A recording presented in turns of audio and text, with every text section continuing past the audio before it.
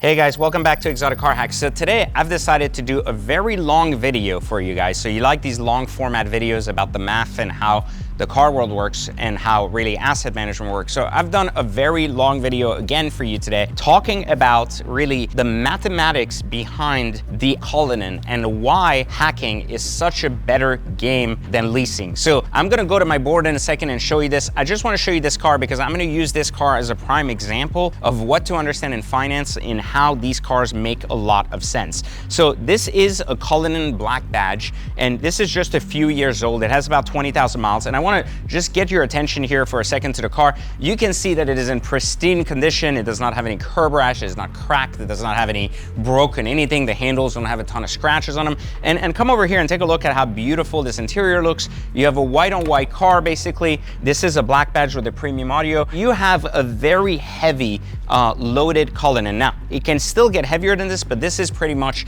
a very good Cullinan with a 475, 480K sticker, and that's pretty impressive generally to have a 480K sticker. So I like this car a lot, and they're one of the reasons I wanted to do this math, because right now these cars are very hackable, and a lot of people don't understand why, because they typically say, well, Rolls Royces will depreciate. But take a look at this. Like, I want you to really get a good look at this. You don't have any scratches here. The car's in really good shape. Everything looks really good. The only thing that has slight wear on it is these tread plates. You can get them for 700 bucks, but really they could be polished too. So nothing really out of the whack here. Even the umbrellas are here, the keys are here, so everything is as it should be on a brand new car.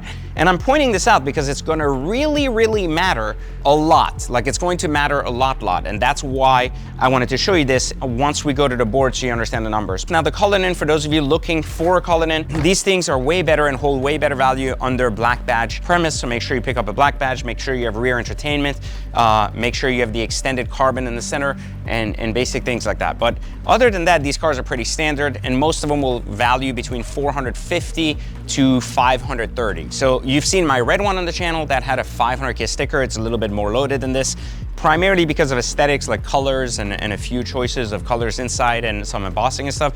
But the functionality is basically the same. It's also a black badge. It also has the all the black badge options, and that one has a few more things like a refrigerator, etc. But the majority of the cars are the same. Now, this car is something that a lot of you guys would potentially look at because this car is still in the warranty for the next 2 years, and this is a really big deal, and we're gonna talk on the board why. So let's go inside real quick and understand why this Cullinan can be cheaper than a Mercedes E-Class lease and how that makes sense on the numbers. So come on in, follow me. Here we are in my personal warehouse. For those of you that already follow the channel, these are my personal cars, and we are gonna go to the board and talk about the math of this.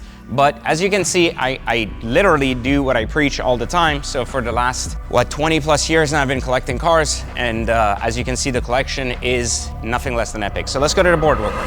All right, guys, so I told you a second ago that the Cullinan was a great hack. And there is still a lot of confusion for you guys about what does that mean, or what are you talking about? Why don't I just go lease one? So I want you to understand leasing versus hacking here. And I want you to kind of understand how this model works, because you're really still confused and you're still not understanding, and the internet is, for the most part, retarded. So we're going to understand kind of the baseline in these cars. So what is leasing in this car? The car has an MSRP of $475,000. This is what the car sold for brand new, okay? So when you are buying a car brand new, you're paying the full $475,000 on the lease, and then what you're doing is they're looking at their residual value, saying what is it worth in 36 months? They usually value this to be about 300K. So to give you an example of this, they would then take this 300,000 minus this 475, it would give you $175,000, and it would basically say the car is going to depreciate $175,000 in the next 2 to 3 years, for example, whatever your lease is, and then they're going to divide that by 36 months and basically tell you that whatever your payment is, this is how it comes out. And I'm going to show you this so you understand. They'll usually ask you for about 20% down. So they'll say, okay, let's say you are buying a $175,000 car, so you'll say 475,000 minus 10%, that'll basically be roughly about 427, right? So that's about, let's say 50K down. So you'll have 50,000 on a down payment. You could make it less, whatever, depending on what you qualify for, and that would leave you about 125,000. And if we divide that by 36, your payment would be somewhere around $3,500, and then plus the tax for that specific payment. So let's say you're in Florida, you would add roughly about 7%. So your payment will be roughly about, all taxed in and everything, about $3,800, right? Give or take. So basically, if you're leasing a car, you're paying $50,000 down, $3,800, or you could put less money down and ultimately make that payment $5,000 or whatever you want. But the total is that in about a 3-year period, you're gonna lose about $175,000 plus the tax on that $175,000. So most people opt in for leasing, just so you guys understand, because they typically look at this and they say, well, I cannot pay the tax on this when I buy the car, because if you were to finance the car or buy normally, you would pay, let's say 6, 7, 8%, whatever the tax is on top of that. So you would have roughly like a $25,000 tax payment, so the cost would be $500K, right? That's a lot of money. But so most people are like, well, in order to save that 25 grand, I'm gonna lease the car. And then they go, well, I can write that payment off, so I can basically get a really good tax deduction over 3 years. So this logic doesn't work, and I'm going to show you why it doesn't work. But let's take a look here for a second. So this is why most people consider leasing, because they consider a lower payment, a down payment, than they would if they bought the car brand new. And in their head, they think, if I finance the car at $500K, well, my payment's certainly going to be a lot more than that, right? This is why people are poor. So basically, if in their head they go, I'm basically thinking about leasing or buying a car conventionally. And if I'm leasing it, I'm paying only $3,800 a month and $500,000 down. And I want to show you the difference, because most people don't understand that. But if I'm buying it outright, and I'm going to do the math just so you see, I'm basically paying around $500,000, right? Which is a lot, because I'm paying with the tax and everything in there. And then I'm going to minus my same $50,000 down payment. That gives me $450,000, right? And now I'm going to finance this car over 60 months, which is what conventional stupid people like Dave Ramsey tell you to do if you're buying a car. So now the payment on a conventional purchase is also $50K down, except the monthly payment is $7,500, right? So if you usually think that way, it's because you're broke and you don't understand finance. So you typically think, I'm going to pay $50K to lease, I'm going to pay $3,800 a month, and I'm getting a tax write-off, versus I'm paying $50K down and I'm paying $7,500 a month. And that is how the internet and the media has convinced me that leasing is a great fucking plan, right? Wrong. Look, $50,000 down and $3,800 and getting a tax write-off does not mean that that wipes out.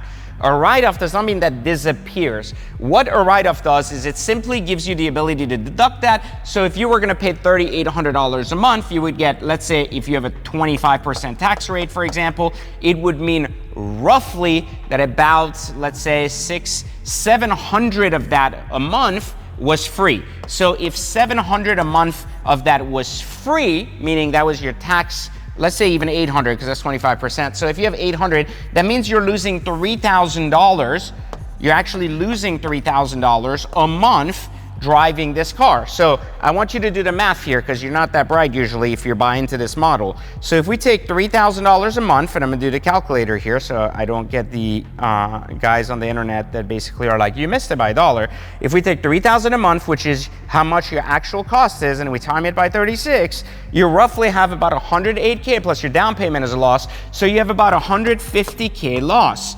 So, you know, all in, you're gonna lose about $150K anyways, no matter what. And that's a big deal, which means that driving a Cullinan on a lease for 3 years is $50K a year. That's awful. So why would it be better when you're actually financing a car and paying twice the payment? Well, that's also fucking retarded, because you're gonna lose even more money because you're not even getting the tax write-off. And you see, that's the problem, is that people think in singularity. They're like, it's either this or that. Well, that doesn't make sense. Now, here comes the caveat of the interesting hack that I just showed you. Okay, so we just said that this car loses $50K a year for you in your pocket. We just talked about the bank that's leasing you this car believes this car is worth $300K after a full 3 years of depreciation. The Cullinan I just showed you outside is a black badge exactly with these numbers. So I'm not using these numbers out of an imaginary car. That is the car outside. Now here's the interesting angle. Now with 20,000 miles on the clock, just like this predicted, This car is now worth $300,000. So look, the leasing people were actually right about one thing. They knew exactly how badly screwed you would get. So 300 grand is basically what this car is worth after its 3 years. So what happens to the car hack? Well, the car hack is at year 3, you come right here and you buy this car for 300K. But look at what happens and why car hacking is so much better. After the 3-year section, the 3-year piece right here, which is really, really key, this car has already taken its main depreciation. But here's what we know, just so you know, about Rolls-Royce for the 5-year mark. So we know that in 5 years, Rolls-Royce is worth 50 cents on the dollar, okay? So I want you to understand this, in 5 years, okay? So that means we have 2 years left to make that depreciation happen. So here we have a $475,000 car, and if we divide that by 2, which is 50% of its value, we have a car that's basically worth $237,000. Now, one thing that I want you to understand here, because this is purely a game of math, I just want you to understand this. This is the worst function of this car once it hits 35,000 miles, okay? Okay, so now at 35,000 miles, we know the value of this car is $237,000 based on all the previous data we have of every single previous Cullinan, every single previous Dawn, every single previous Wraith. That's how these cars depreciate at the 5-year mark, okay? So one of the things we realize immediately is from 3 years to 5 years, there is significantly less depreciation than there is from year 1 to 3. That's basic math. Every single person that actually understands anything about finance should understand this in the game, right? Okay, so we know that. Now, what does that mean? This is the worst case scenario with 15,000 more miles, okay? Which is almost doubling the miles on the car today. Now, I want to give you another example here. The difference between these two numbers is basically exactly $63,000, okay? And if we divide that by 2, that means in the worst case scenario possible, you're basically losing $31,000 per year, right? With adding a significant amount of miles to this Cullinan. But here's what happens, because most people don't realize this. Again, between this number and this number, the only thing that really creates this draw down is no longer time. It's only mileage. So what occurs here, and something else too, which I don't want to leave out of the pot, which is warranty. So the only thing that occurs here, because some people online will say, well, this time you might be losing more money, but you got a warranty, so you don't have to have any other expenses. Wrong. The car is still under warranty. It's still under factory provenance warranty for another 2 fucking years. So that means that during the entire time of ownership of this car, you have 0 expenses on either side of the coin. And that's why it's called fucking hacking, because you're not actually losing money. So here you have a worst case scenario of 30K, right? Assuming you kill the miles. But let's not even go there, because hacking is about adding 5K miles to 7K miles per year, okay? Which means that if we did that, the car would have half of this, okay? Half of this, and this is what I want you to understand, half of this. So assume the worst case position that the difference between these two numbers, right, is $31,000, correct? So here's what I want you to do. You take the 300, you minus the 237, right? That gives you 63. That means it was, now you divide that by 2, now it gives you $31,000, right? Okay. So now if you take the $31,000 and you divide that by 2 because you're putting half the mileage, you're only losing $15,000 a year. This is the actual loss you're incurring on a Cullinan per year, okay? Now I want you to understand this. The $15,000 per year, this is really important, okay, is what you're losing now because you're gonna put half the miles of the maximum total miles that brings us to this number. So that means that you're going to take a loss of $15,000 per year, which means that the real cost of ownership here for you, if you divide that by 12 months, is actually $1,250 a month. So here's my argument. Would you rather lose a $50K down payment and $3,000 or $1,250 a month? This is why hacking is significantly better, and this is assuming you're taking your tax deduction because you're rich enough to make sense of this. So even here, without the tax deduction, you're losing half of the money without even losing the 50 grand. But let's go even further than that, because I think this is the part that most people miss. The argument is, but your payment's gonna be so much higher. It is not. and here's why. We take that same 300 grand and you were willing to put 50K down here, right? We're actually gonna do better. We're gonna only put $25,000 down, okay?